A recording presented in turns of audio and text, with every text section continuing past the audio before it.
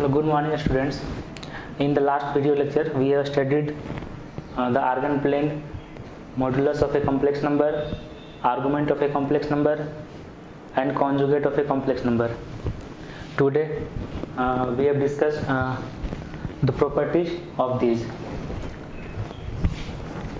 Okay.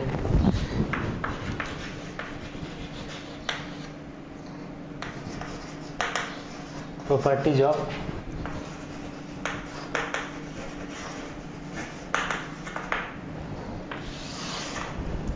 Conjugate का क्या क्या प्रॉपर्टी होता है उसके बारे में डिस्कस करेंगे अभी। फर्स्ट है,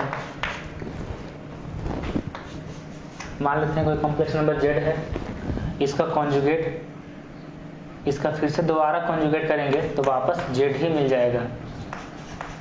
एक एग्जांपल ले सकते हैं ना कि अगर z equal to x plus I y है तो z का अगर कॉन्जुगेट लेंगे तो x माइनस आई वाई हो जाएगा, और फिर से इसका कॉन्जुगेट लेंगे तो फिर से x प्लस आई वाई आ जाएगा। तो ये है z। तो z का कॉन्जुगेट का फिर से कॉन्जुगेट करने पर वापस z मिलता है। सेकेंड है z प्लस z का कॉन्जुगेट। z प्लस z का कॉन्जुगेट होता है 2 times of real part of z। जैसे if z equal to x plus I y and z conjugate equal to x minus i y, adding these two equations we get z plus z का कॉन्जुगेट minus i y plus I y cancel out, ये बचेगा 2x। तो 2 times of, और x क्या है, इस complex number का रियल पार्ट है x, y इमेजिनरी पार्ट है, तो 2 times of real part of z। तो z प्लस z का conjugate equal to 2 times of real part of z, तो ये होता है।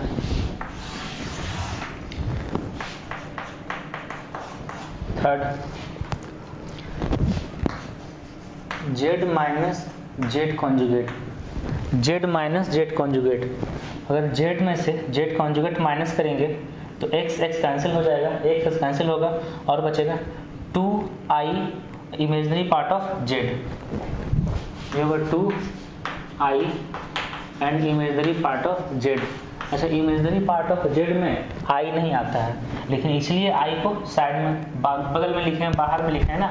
z माइनस z का conjugate equal to 2i imaginary part of z and z plus z conjugate equal to 2 times of real part of z। Next, if z equal to z conjugate which implies z is purely real. अगर z equal to z conjugate है, इसका मतलब है कि z purely real number होगा। Means अगर z equal to x plus I y लेते हैं, अगर z equal to x plus I y लेते हैं तो z का कॉन्जुगेट होगा x माइनस आई वाई। तो क्या ये दोनों इक्वल है? ये दोनों इक्वल कब हो पाएगा? जब y का वैल्यू 0 होगा।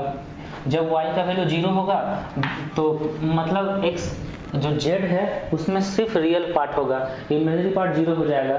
तब उसका कॉन्जुगेट करेंगे तो वो चेंज नहीं होगा, क्योंकि कॉन्जुगेट करने से जो इमेजिनरी पार्ट है उसी में माइनस लग जाता है, क्योंकि i रिप्लेस हो जाता है माइनस i से। इसलिए अगर z इक्वल टू लेते हैं 3 तो z का कॉन्जुगेट कितना आएगा? 3 आएगा। तो z इक्वल टू z का कॉन्जुगेट, इट मीन्स इसमें z है वो प्योरली रियल नंबर होगा और उसमें इमेजिनरी पार्ट 0 होगा। जब इमेजिनरी पार्ट 0 होता है तो उस z को बोलते हैं प्योरली रियल, और जब रियल पार्ट 0 होता है तो उस z को बोलते हैं purely imaginary.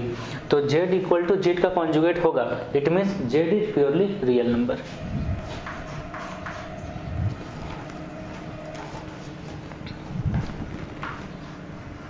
z into z का conjugate equal to modulus of z का स्क्वायर। z इंटू z का conjugate equal to modulus of z का स्क्वायर। इसको आसानी से प्रूव कर सकते हैं। अगर z equal to x plus I y let कर लेते हैं, z equal to x plus I Y, तो z का कॉन्जुगेट होगा x माइनस आई वाई। और जेड इंटू जेड का conjugate x plus I Y into x minus i Y, तो ये बन जाएगा ए स्क्वायर माइनस बी स्क्वायर, तो ए square X square minus i Y का स्क्वायर, आई स्क्वायर माइनस वन होता है तो ये बन जाएगा प्लस वाई स्क्वायर, और ये है मॉडुलस ऑफ जेड का स्क्वायर, क्योंकि मॉडुलस ऑफ जेड क्या होता है, root under x square plus Y square, तो जेड इंटू जेड का conjugate equal to mod z square.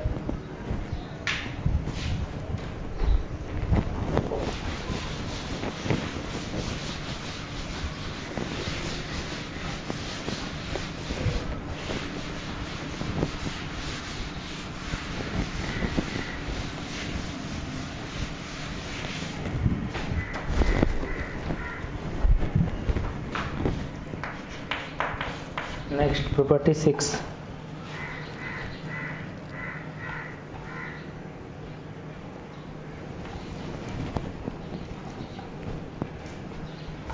Z1 plus Z2 का whole conjugate, Z1 plus Z2 का whole conjugate अगर होगा तो ये होगा Z1 में कॉन्जुगेट प्लस Z2 कॉन्जुगेट। इसको भी हम प्रूव कर सकते हैं, x प्लस आई वाले लेना है और कॉन्जुगेट लगा देना, सम करके कॉन्जुगेट लगाएंगे तो कॉन्जुगेट करने के बाद जो सम का दोनों इक्वल होगा। सिमिलरली Z1 माइनस Z2 का conjugate whole conjugate equal to Z1 conjugate minus Z2 conjugate. Next Z1 Z2 का whole conjugate equal to Z1 conjugate Z2 conjugate. 9 number, Z का कॉन्जुगेट है उसके पावर में n है, means ये equal होगा Z के पावर n पहले कर देना है, उसके बाद इसका कॉन्जुगेट लगाना है, ये दोनों इक्वल होगा। सिमिलरली Z1 बाई Z2 का whole conjugate equal to Z1 conjugate by Z2 conjugate. Okay, इतना सारा प्रॉपर्टी है कॉन्जुगेट का, कॉन्जुगेट इतना सारा प्रॉपर्टी है। और हम लोग प्रॉपर्टी पढ़ेंगे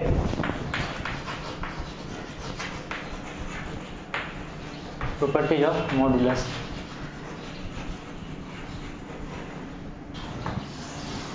मीन्स मॉड जेड का क्या क्या प्रॉपर्टी वो पढ़ेंगे। फर्स्ट में है if mod Z equal to 0, इससे क्या इम्प्लाइज होता है, मॉड जेड 0 है तो इससे क्या पता चलता है, मॉड जेड 0 है मतलब जेड कहीं भी अगर आर्गन प्लेन में होगा उसका ओरिजिन से डिस्टेंस 0 है। तो ओरिजिन से डिस्टेंस 0 है तो mod Z if Z equal to x plus I Y, then mod Z equal to root under x square plus Y square. ये दोनों X square plus Y square तो positive quantity है, तो positive quantity है और ये 0 है, तो एक्स स्क्वायर और वाई स्क्वायर, एक्स स्क्वायर का value greater than equal to 0 हो सकता है, नेगेटिव कभी नहीं होगा, एंड वाई स्क्वायर का वैल्यू भी ग्रेटर देन इक्वल टू 0 होगा, और ये 0 तभी होगा जब दोनों का दोनों 0 होगा। It means X equal to 0 and Y equal to 0, means real part of Z equal to 0 and imaginary part of Z equal to 0। Means mod Z 0 तभी होगा जब x भी 0 होगा, y भी 0 होगा, मीन्स जेड ओरिजिन पर लाई करेगा, तभी उसका मॉड जेड 0 होगा। सेकंड, जेड का मॉड इक्वल टू जेड का कॉन्जुगेट का mod equal to minus z का mod equal to minus z का कॉन्जुगेट का मॉड, ये सारा इक्वल होगा क्योंकि जेड का मॉड और जेड का कॉन्जुगेट का मॉड, जेड का कॉन्जुगेट क्या होता है, आई के जगह पर माइनस आई आ जाएगा, तो इसका अगर मॉड लेंगे तो वाई स्क्वायर है, इसका अगर मॉड लेंगे तो वाई स्क्वायर है ना, यहाँ पे डिस्टर्ब नहीं होगा क्योंकि मॉड जब भी इसका मॉड लेते हैं उसमें इमेजनरी आई जो है ना वो इमेजनरी नंबर लेते ही नहीं है, मॉड में सिर्फ रियल पार्ट लेते हैं, इमेजनरी पार्ट लेते हैं, आई लेते नहीं है। जब आई नहीं लेंगे तो ये सब में डिफरेंस क्या आएगा, माइनस का डिफरेंस आएगा, और स्क्वायर है तो माइनस से कोई फर्क नहीं पड़ेगा, इसलिए सबका मॉड सेम होगा।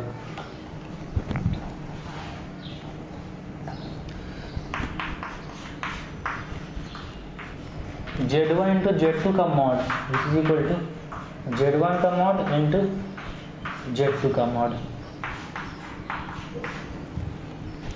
Similarly Z1 Z2 Z3 Zn whole mod equal to Z1 mod Z2 mod Z3 mod dot dot dot Zn mod. ये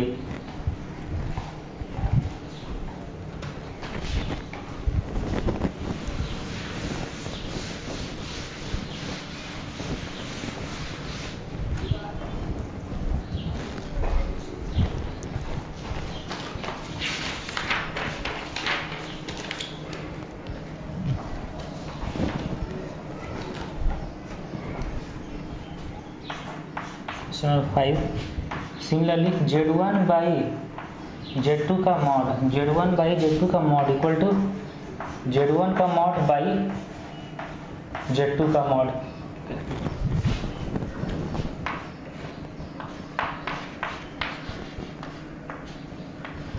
Z1 प्लस Z2 का मॉड का स्क्वायर, Z1 प्लस Z2 का मॉड का square हम लोग को find करना है।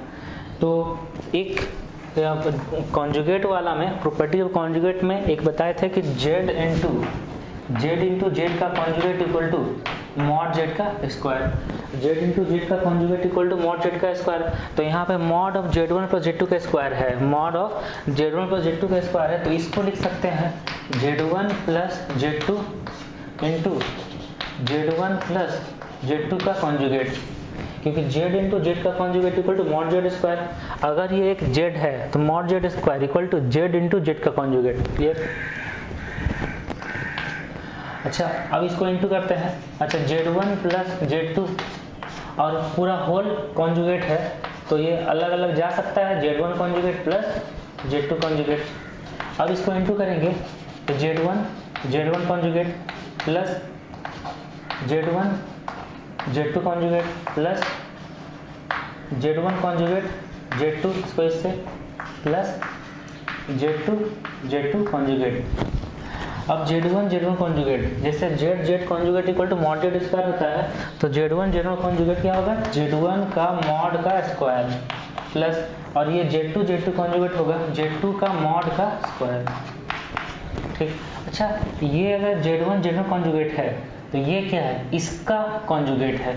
मीन्स ये अगर Z1 कॉन्जुगेट लिखेंगे, Z1 कॉन्जुगेट लिखेंगे, तो इसको लिखना पड़ेगा Z1 कॉन्जुगेट का होल कॉन्जुगेट। तो Z1 mod Z1 square plus mod Z2 square plus, ये अगर एक Z है तो Z plus Z conjugate, Z plus Z conjugate. Conjugate का प्रॉपर्टी लिखवाए थे, Z plus Z conjugate equal to 2 times of real part of Z, Z plus Z conjugate equal to 2 times of real part of Z। तो Z plus Z conjugate यहाँ है, तो इसको लिखेंगे 2 times of real part of ये, तो Z1 Z2 का conjugate, ये Z1 Z2 का कॉन्जुगेट। ओके, नेक्स्ट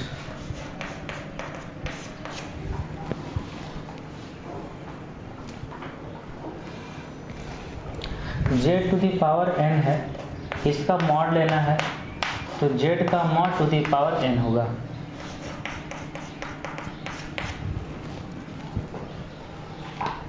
अच्छा, एक ट्रायंगल इनइक्वलिटी होता है, Z1 प्लस Z2 का mod is less than equal to Z1 का मॉड प्लस Z2 का मॉड, Z1 का मॉड प्लस Z2 का मॉड, ये always less than equal to होगा।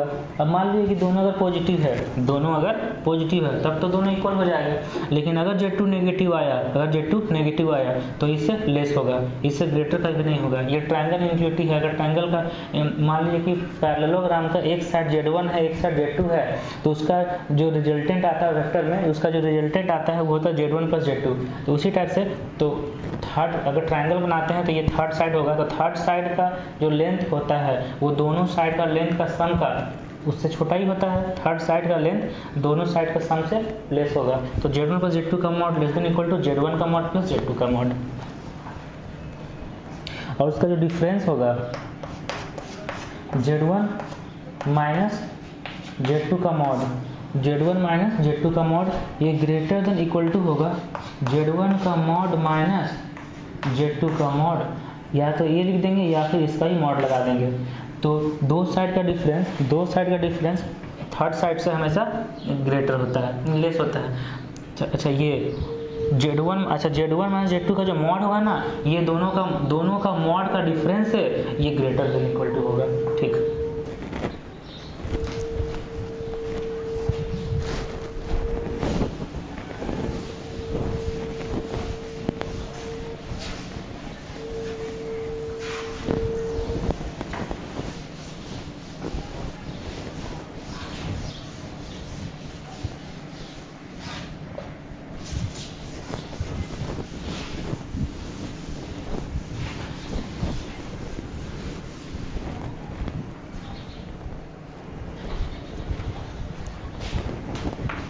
now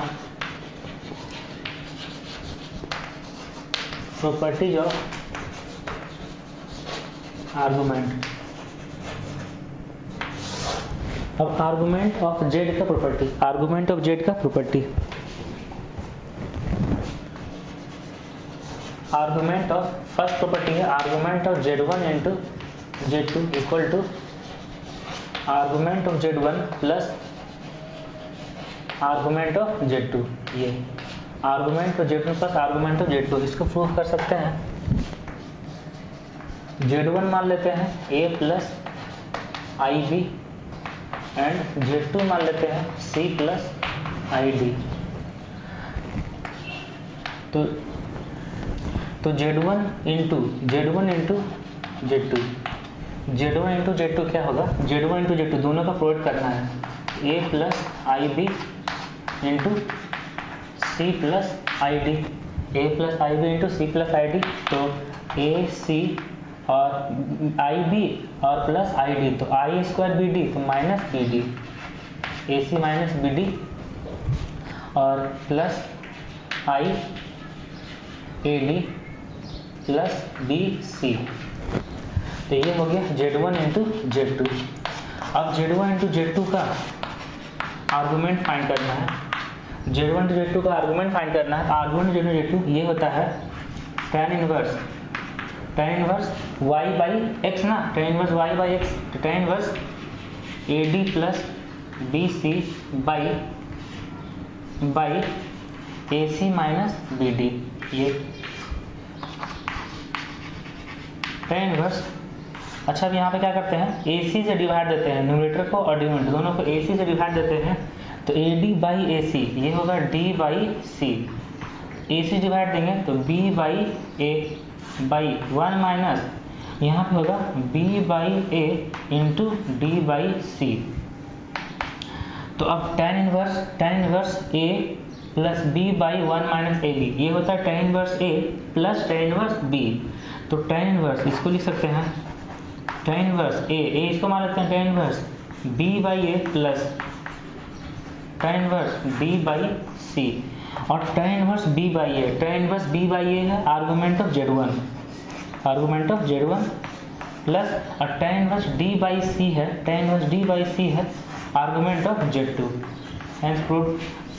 so argument of Z1 into Z2 equal to argument of Z1 plus argument of Z2।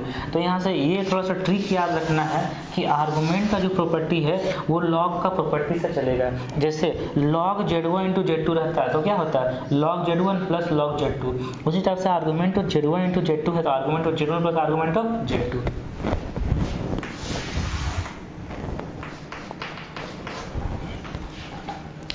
तो second है log का ही property से prove करना है। तो लॉग Z1 बाई Z2 अगर होता है, लॉग Z1 बाई Z2 इसको लिखेंगे log Z1 minus log Z2। उस हिसाब से argument of Z1 by Z2 है तो क्या लिख सकते हो argument of Z1 minus argument of Z2।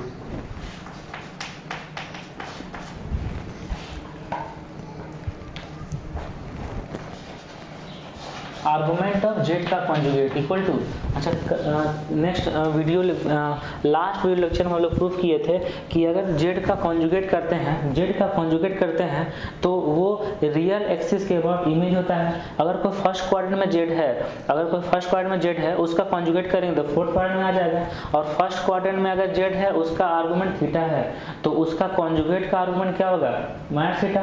तो आर्गुमेंट ऑफ जेड का कॉन्जुगेट होगा minus of argument of Z ना, जेड अगर फर्स्ट क्वाड्रेंट में तो फोर्थ क्वाड्रेंट में आ जाएगा, बस माइनस लग जाएगा, थीटा जो भी आर्गुमेंट होगा उसमें माइनस लग जाएगा। तो जेड का कॉन्जुगेट का आर्गुमेंट होगा minus of argument of Z. Next,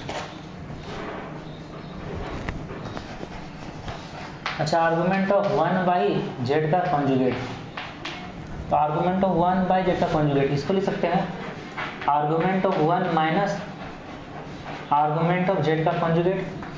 argument of 1 तो एक पॉजिटिव रियल नंबर है, तो पॉजिटिव रियल नंबर है तो उसका आर्गुमेंट 0 माइनस, अच्छा आर्गुमेंट ऑफ जेड का कॉन्जुगेट को लिखेंगे minus of argument of z, तो ये होगा argument of Z.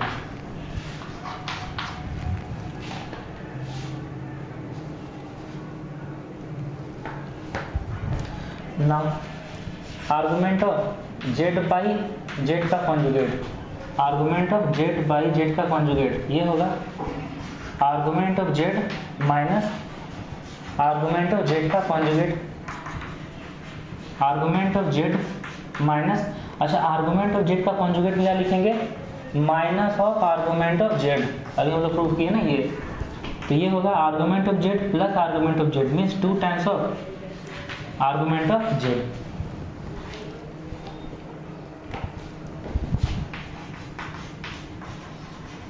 Argument of Z to the power n है, इसको लिखेंगे n into argument of Z, right ना, लॉग का प्रॉपर्टी चलेगा तो पावर जो रहता है वो बगल में आ जाता है लॉग में, तो argument of Z to the power n equal to n times of argument of Z.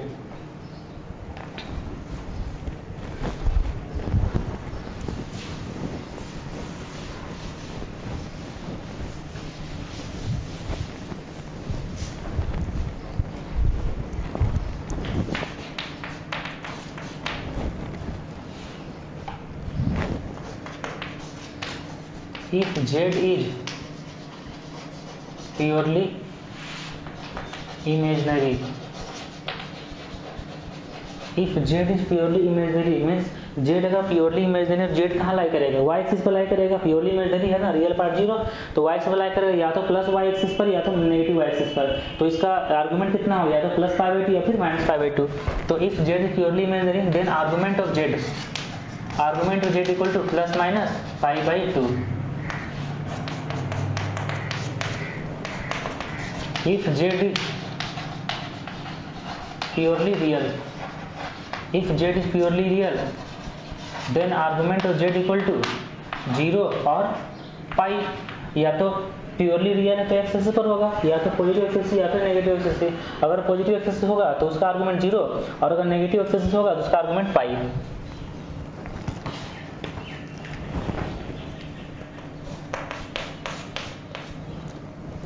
If argument of Z equal to theta और ये कांस्टेंट है, अगर argument of Z equal theta constant है तो जेड का locus क्या होगा, then locus of Z, अच्छा लोकस मतलब है कि उसका जो पाथ होगा, कर्व होगा, कैसा कर्व होगा, मीन जेड कहाँ कहाँ लाई करेगा कि उसका आर्गुमेंट जो है थीटा होगा, कांस्टेंट होगा।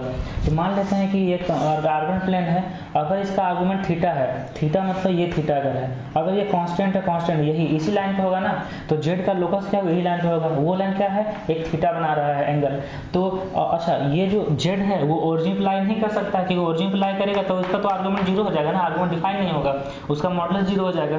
तो एक ऐसा रे है जो ओरिजिन पर नहीं है, ओरिजिन से एक्सक्लूड है, तो इसका लोकस होगा, locus of Z is a रे एक्सक्लूडिंग ओरिजिन। एक्सक्लूडिंग ओरिजिन, एक रे होगा जो ओरिजिन से एक्सक्लूड कर रहा है और वो रे एंगल कितना बना रहा है, एक्स एक्सिस से पॉजिटिव एक्सिस से थीटा एंगल बना रहा है, तो इसका लोकस होगा एक रे एक्सक्लूडिंग जीरो। मतलब इसमें बस पॉइंट आउट करने वाला बात ये है कि जब भी आर्गुमेंट कांस्टेंट है तो जेड क्या होगा, एक रे होगा जो ओरिजिन नहीं होगा, ओरिजिन से एक्सक्लूड होगा, ओरिजिन वो पॉइंट नहीं होगा, ओरिजिन के पास गैप, ओरिजिन पर आ जाएगा तो उसका तो आर्गुमेंट डिफाइन नहीं है। अगर कोई जेड 0 + 0 आई है तो उसका आर्गुमेंट डिफाइन नहीं है, आर्गुमेंट 0 हो सकता है, कुछ भी हो सकता है। तो जब तक वो जेड एग्जैक्ट नहीं मिलेगा तब तक उसका आर्गुमेंट कैसे फाइंड कर सकते हैं। तो इतना सारा प्रॉपर्टी है, ये तीनों का प्रॉपर्टी हम लोग पढ़ लिया अभी, property of conjugate, property of modulus and property of argument.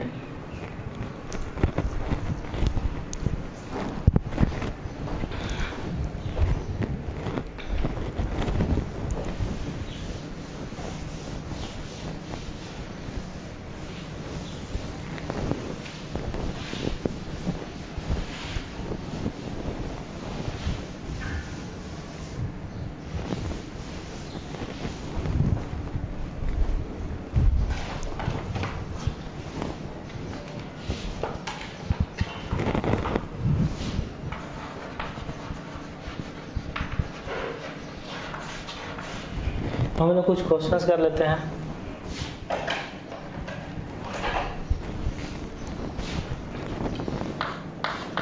तो फर्स्ट क्वेश्चन है, if z = 1 + i√3 then mark the complex number